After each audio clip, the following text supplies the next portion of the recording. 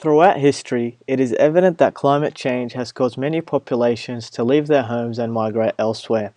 A term such as environmental refugee has been used in the past to identify such populations or individuals.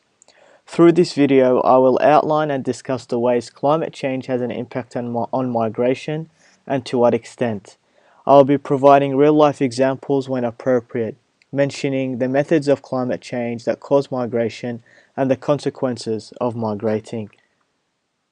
It is evident in historical sources that climate change has caused several populations to seek migration somewhere else. Piglet 2011 demonstrates that migration can be either short or long term. It is evident across history that many populations return to their initial country of residence and reconstruct their half-vanished homes, whereas a lot of populations did not return. Piglet demonstrates that there are numerous real-life scenarios throughout history that indicate the movement of mass populations due to droughts. As cited in Piglet, Leighton argues that drought in northeast Brazil caused 3.4 million of people to immigrate between 1960 and 1980. Climate change can occur in different ways. This can be through droughts, flooding, or the rise of sea levels, and these can all trigger populations to migrate. Habib 2017 demonstrates that sea level rise will have an impact on the whole globe, not just one particular country or state. However, I believe that the impact will differ depending on an individual's location. It is evident in some cities of the world, such as Melbourne, London, and New York, that residents are paying extra amounts of money to reside in Riverview estates, yet they do not know the consequences of living so close to a river that is continuing to rise.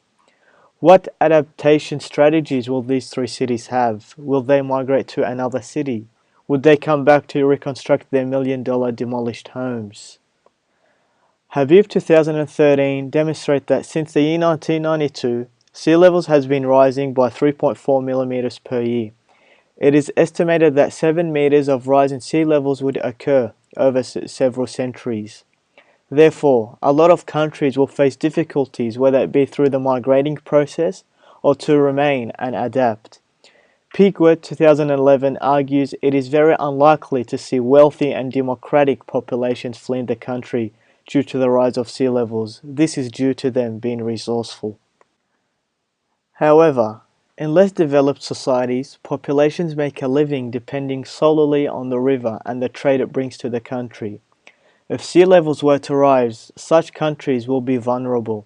Cities such as the Maldives or Tuvalu, the rise of sea levels has already placed these countries into threat, as mentioned by Habib 2013.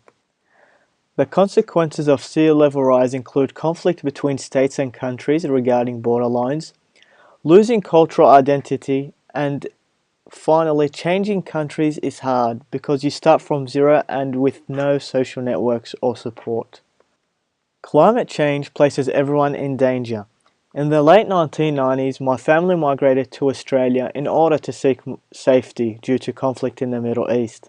Since then, many individuals migrated into Australia due to political conflict and other reasons. It would be shocking if some Australian residents had to move elsewhere due to the rise in sea levels. Australia is one of the most developed countries in the world and must be able to adapt to that change. Lustus 2010 argues that due to sea level rise, a shift in maritime boundaries would occur, hence military conflict will rise between states. Therefore, people who are going to experience military conflict will most likely migrate to developed countries.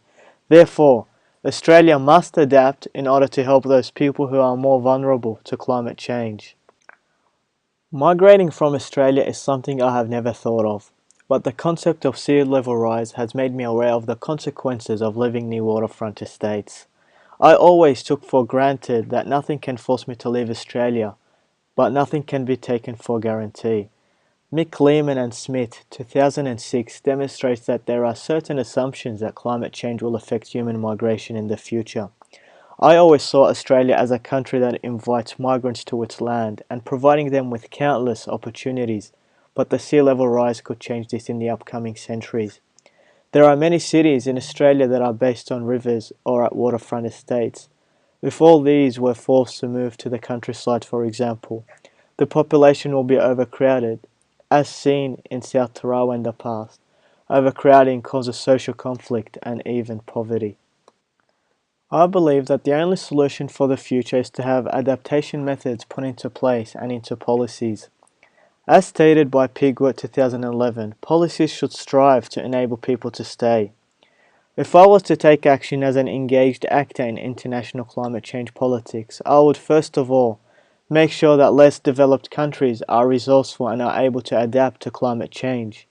I would also make sure that Africa and Asia are prepared for the water shortages that are due to occur in 2020. You will not understand migration as much as someone who has experienced it themselves. Through migration, you gain safety from climate change, but the loss of cultural identity and social networks is itself a disaster.